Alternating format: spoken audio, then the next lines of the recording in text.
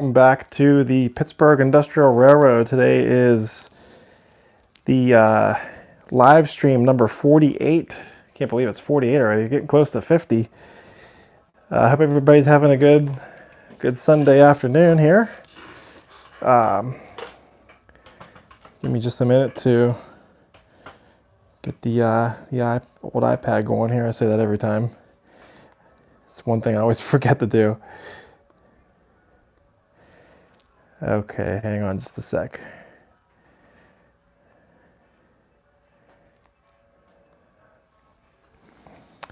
So everybody's probably trying to wonder like what's going on with the thumbnail for the video. I couldn't decide what to make it, so I just started figuring like, oh, maybe I'll just list the stuff that I'm going to talk about today, and then obviously run trains like we always do. Oh, I gotta get past the ads here. Okay, so, oh boy, this is a long list already. You guys are, this is gonna take a little while. We gotta do our horns. All right, hang on a sec. All right, let's see here. We got the Lionel SD38 on the track, so we'll start that up. And Matt Trainlover 9943 was first. So hey, how you doing, Matt? Here's your horn, buddy. And Aiden Crow, here's another one for you, buddy. Make sure I'm in the live chat. Hold on one sec. Okay. And Mike from Crossed Anchors Railroad. How you doing, buddy? And Southern Yankee Railroad, hashtag catnuts911. How you doing, buddy? And Ants Trains, how you doing, Anthony? Let's see here. We got the Union Pacific SD70 AC over here. The volume turned up.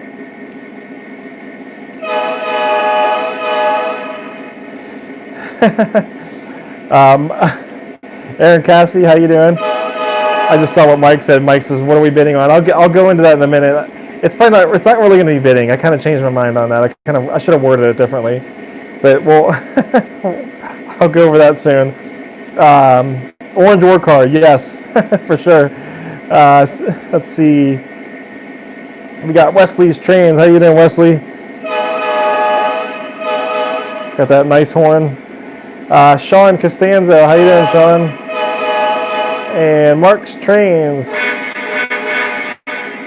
and Razor City Railway, and CR to Hobo. How you guys doing today? And we got Real Toy Trains here, Brian, my buddy Brian. Let's see, Brian, you can get the 460 Atlantic.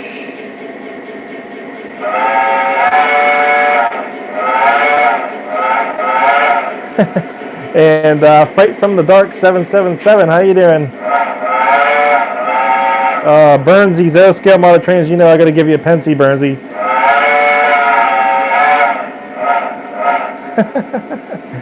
And let's see, we got 1-800-CLYDE. Who are you going to call?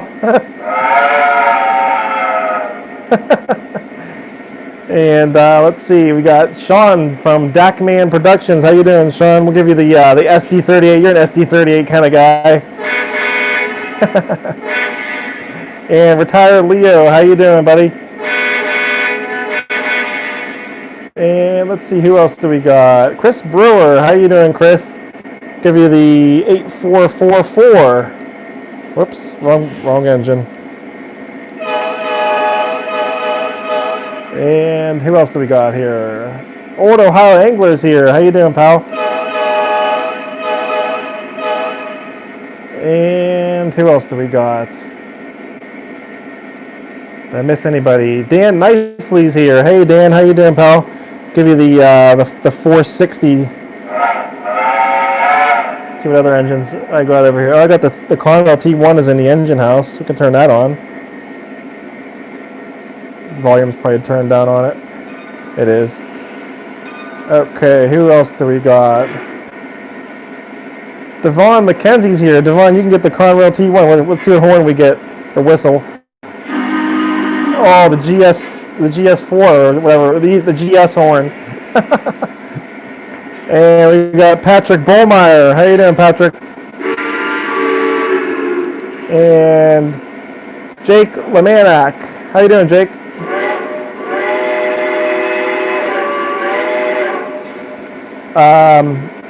Jake asked what kind of track to use on the layout.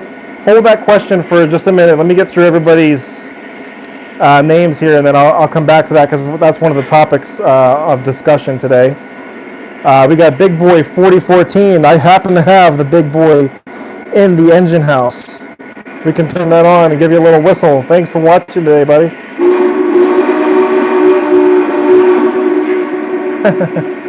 And we got Jim's Hot, the Big Boy too.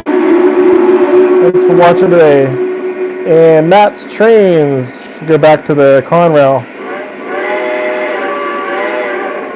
And who else did I miss? Anybody else? Oh, we got Gus Hadley, the lunatic from Ardno.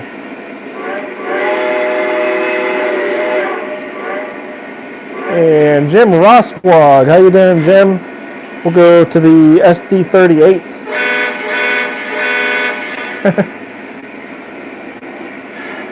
So, Real Toy Train says, I want a Thomas whistle.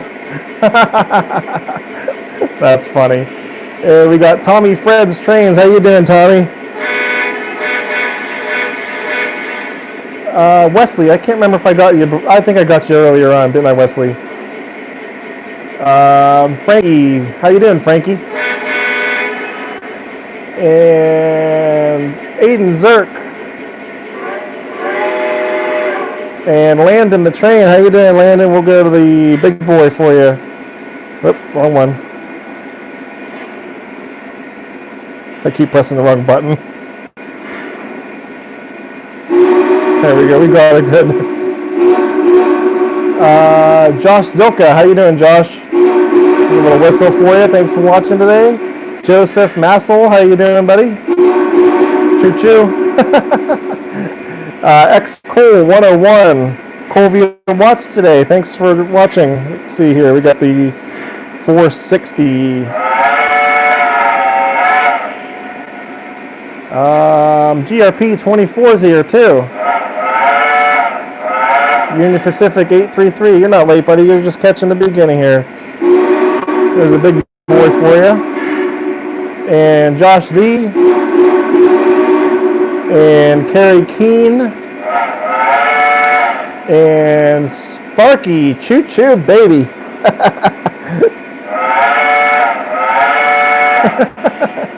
There you go, buddy. And Robert Zimmerman asked if I've ever been to the Strasbourg Railroad or the Choo Choo Barn. I have been to both, and I really want to go back. I've only been there once. And let's see here. Who else did I miss? Anybody? Nathan Murray. Not sure if I got you yet, but either way, here's a horn for you. Or a whistle, I guess. Al Marr is here. Hey, Al. Thanks for watching today. All right. So it looks like I caught up, except for I see one newbie here. Jogoku Samurai. How you doing, buddy? Let's see here. All right. So topics of discussion to talk about today. So I guess there was some new trains that came out that I was going to mention in the show. The Lionel shipped the E8s, and I don't know if you caught some of the pictures of the E8s yet or not, but they look good, I guess. Burnsy's going to roast me for that one. Say Seth Rivard's here. How you doing, Seth? Oh, that was a good one. Anyway, so yeah, the E8s shipped from Lionel with the Legacy in them. The coloration on some of them, it could have been better. I will say that. So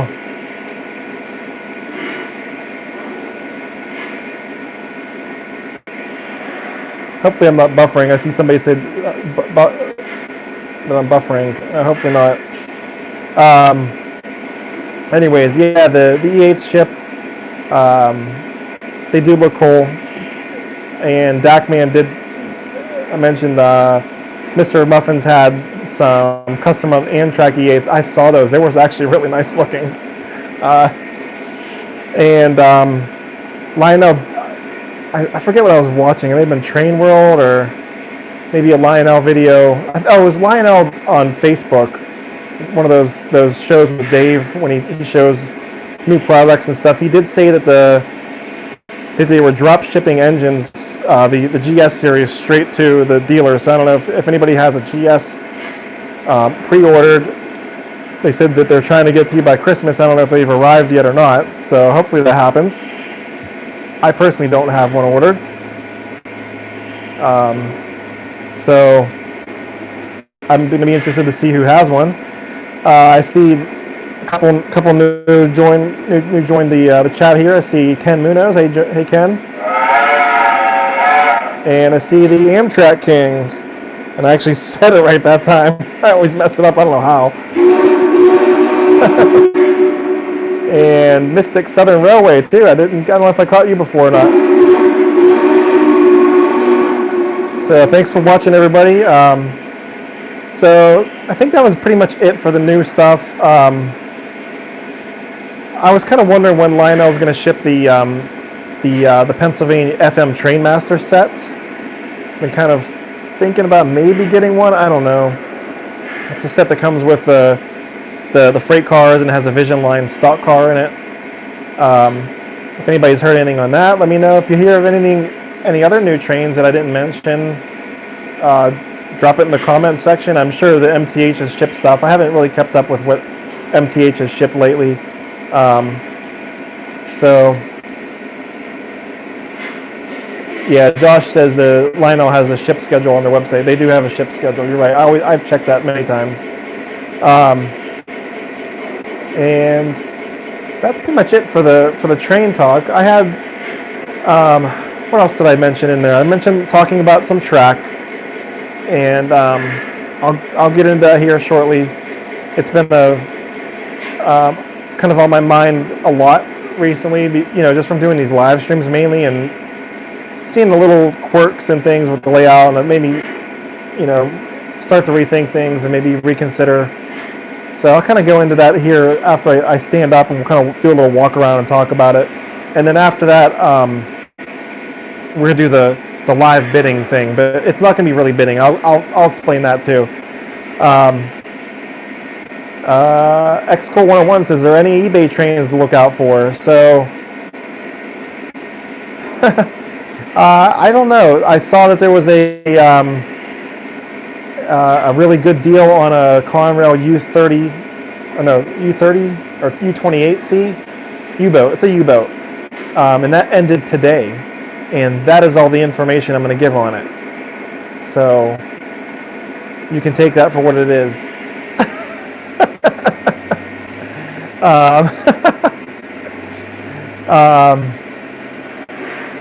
Wesley says he got bid. I'll bid on that. Well, I'll let you know, Wesley. I did not bid on the Conrail, but I happen to know who did, and it'll be cool for our community. So I think that's a cool thing. I see Otis Tooley just joined us. How you doing, Otis? I'm surprised Sean didn't bid on the Conrail. You probably already have that one, I guess, huh? Let's see here. We got Brian from Crossed Anchors Railroad says he was dealing with the clogged toilet. Sorry, he was preoccupied. I'm so glad I caught that comment, Brian. Here's a little horn for you. Hopefully you got that cleared out there, buddy.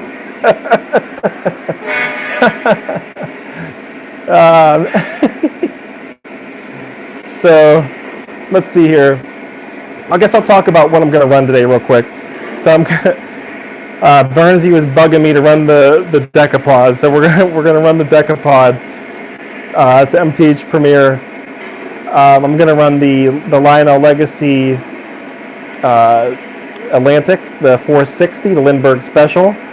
I do have the Union Pacific SD70 ACE 8444 on the inner loop, and it's pulling the tank car, as you can see behind me here. Somebody asked me to run that for like 2 weeks in a row here. I forget who it was, but that I did remember this time. So another thing that I had on the track was I have the SD38 here, so we can always swap that out.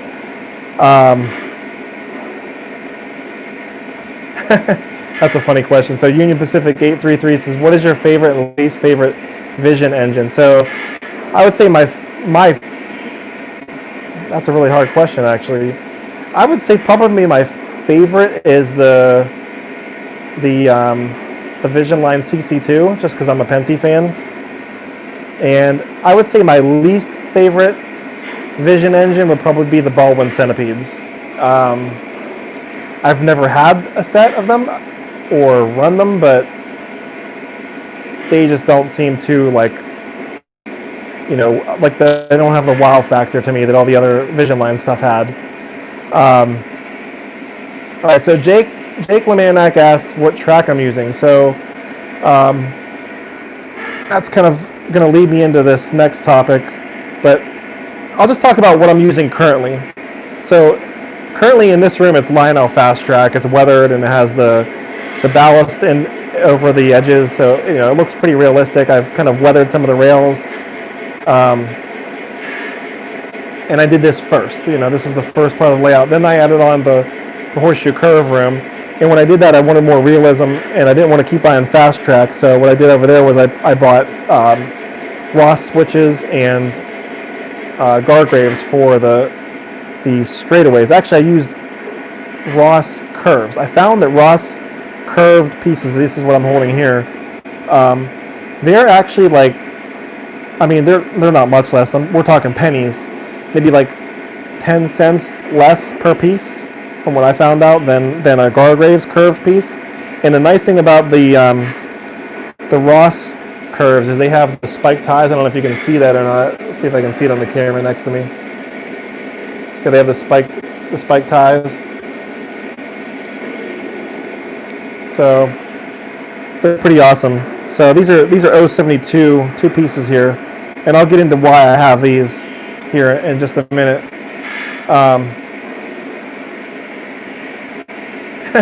Brian says running trains, watching Nick, and football. That's a great combo, buddy.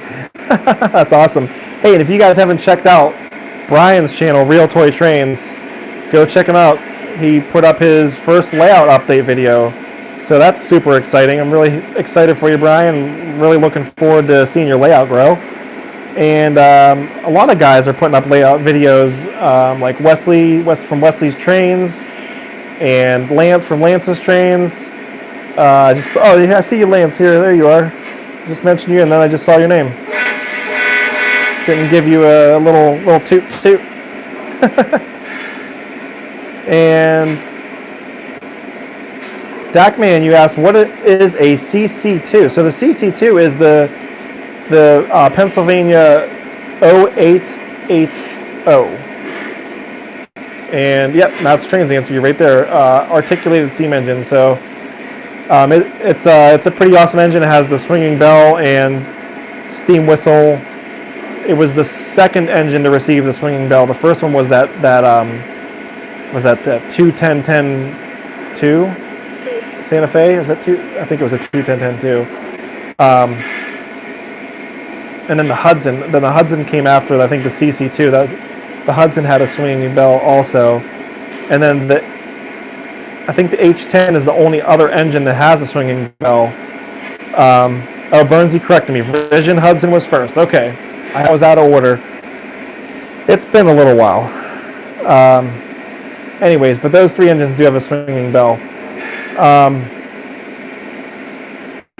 Josh Z asks, has anyone bought from the Trains website? I haven't bought from Trains. I had I'll remain nameless, but I had a buddy that purchased from trains a few times and received something totally different.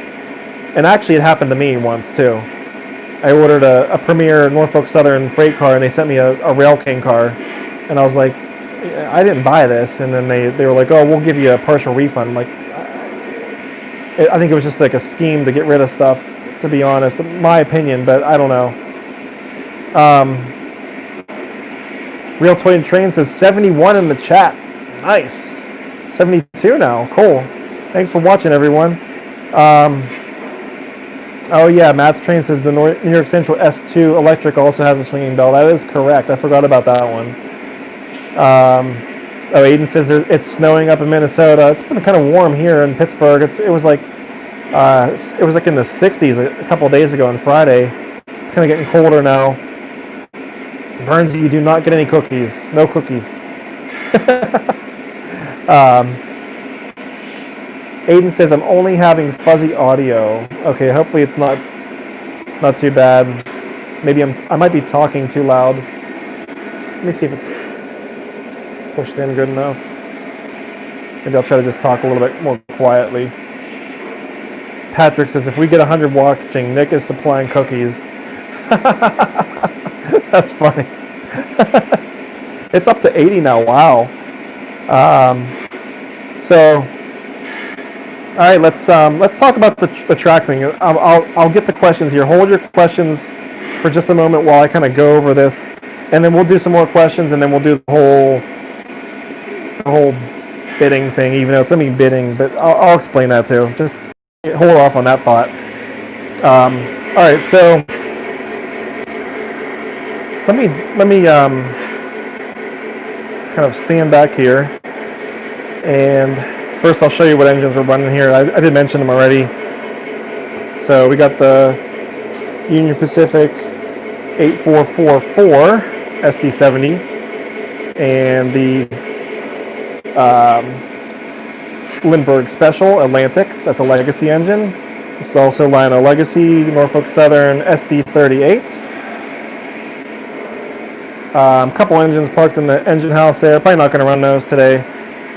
And then we got over here the MTH Premier Decapod. And Burnsy is probably up close to the screen right now.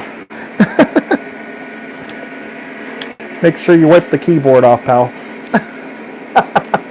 I'm rubbing it in a little on him. He wants it bad.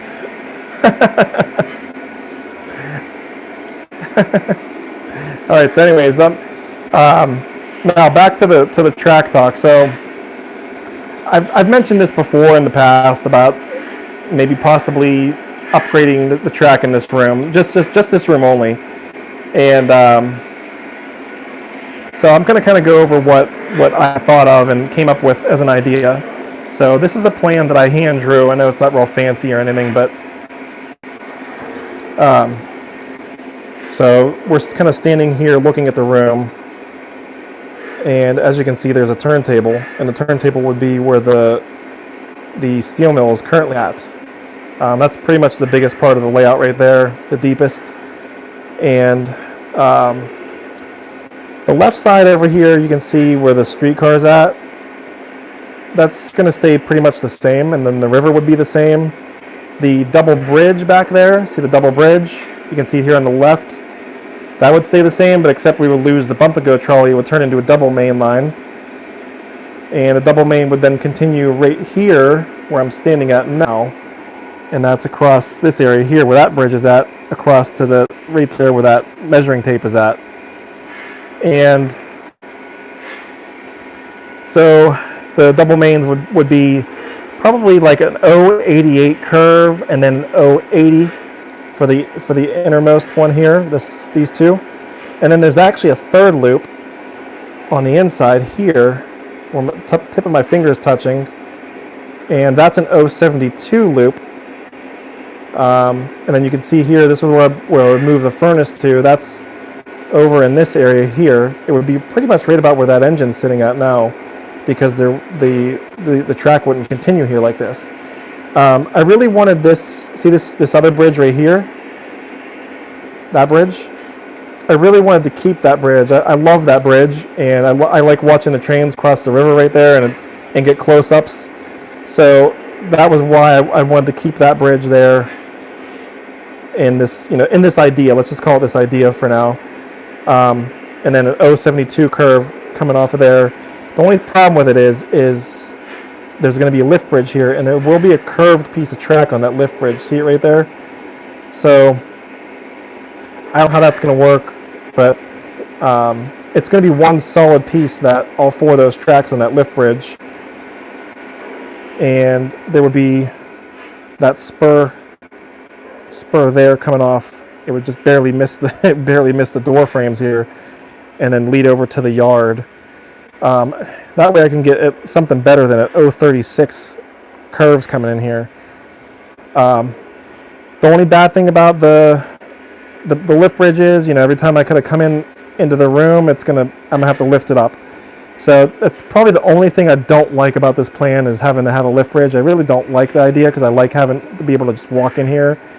And when guests come over, it's kind of nice because they can just walk in and not worry about if a train's gonna hit the floor or something. So pretty cool. You can see over here on the right, there's a double crossover. That's gonna be like on that back wall there. This side of the layout right here, I kind of drew it in further.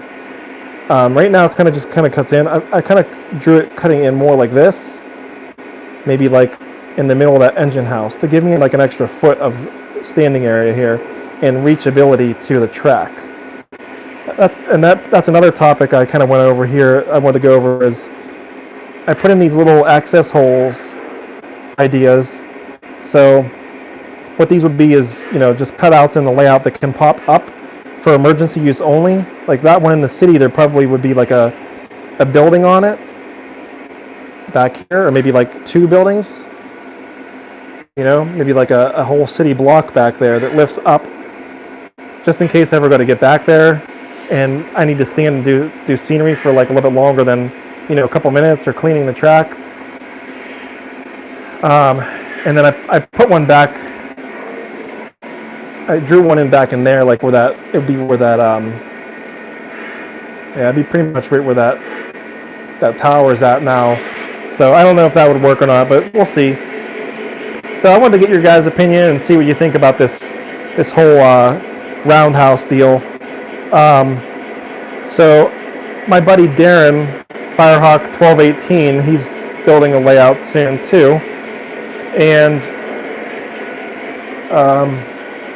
he's gave me some measurements. So let me show you what these measurements are. Hold on one second.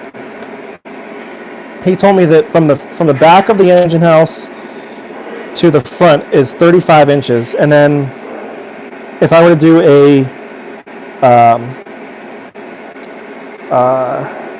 I guess like a 33-inch turntable, we'll just call it 35. So now it's 70 inches. So here's the only issue that I'm going to run into. So this would go back to there. So 70 inches is right here. And you can even see it. It's actually like right where I sit at. Here's 70 inches right here. So this table would come out like another 1.5 feet, really. I'd lose like 1.5 feet here. So that's something to consider, whether or not I'm going to do this or not too. Just because it's going to make the room smaller. That was one of the reasons why I decided if I do this, I will cut this back a little bit over here, like a foot, to give me a little bit of a wider area to stand here. That part of the table is going to be awfully deep with a turntable in it, but I mean in a roundhouse, but there's really no way to avoid that. So I don't know what you guys think. It looks like over here for the steel mill, be kind of similar to what I have now. 2 tracks leading into the mill, and then an extra track up close here. It'd be like right at the edge of the table, right about where this SD38 sitting out here, and it'd be kind of a nice spot to do like, have some ladles parked in there and move a switcher around, be nice and close to the front of the layout. As for linking this up to the current layout in the horseshoe curve, it would stay exactly the same. You can see over here it says 2 HSC, horseshoe curve. Same thing over there, the dotted line's going to the horseshoe curve, and then the other main line actually would just stay in this room. See how it just kind of curves through that closet area right there? So it would just go in there and just come back out on that back wall. So this is kind of a big project to decide on. I can't really decide if I want to do this or not. It's going to be a lot. It's going to be a lot. Another thing to consider is if I want to keep this, I do have to keep this incline because it has to match up with what's there now. So that's going to have to stay the same height right there. And it does come down a hill over here. So right about in this area, it's going to have to level off for that lift bridge. And then over on this side, right in here, it would have to just slightly go back down a very low grade, finishing off to right around where that Lionel warehouse is at back there. So anyways, if you guys have any questions or any suggestions you think, I thought about doing this without the roundhouse and just having like that be the area where basically something like this is at, or the Atlas shed back in that area, or just swapping the mill out. I mean, I could keep the mill where it's at and almost keep these things where they're at too. Maybe I might have to flip them around, but I don't know. It's the turntable is the big deciding factor, I think, because it's huge and it's very expensive.